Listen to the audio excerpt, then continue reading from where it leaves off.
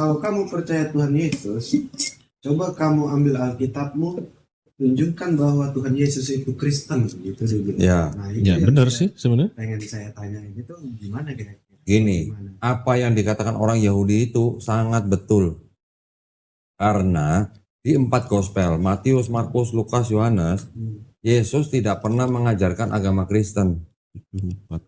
Yang pertama kali disebut Kristen itu adalah Paulus. Yang tadi diantri. Kisah Para Rasul 11 ayat 26.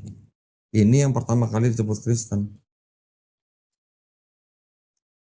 Itu yang warna hijau tuh. Mas baca sendiri.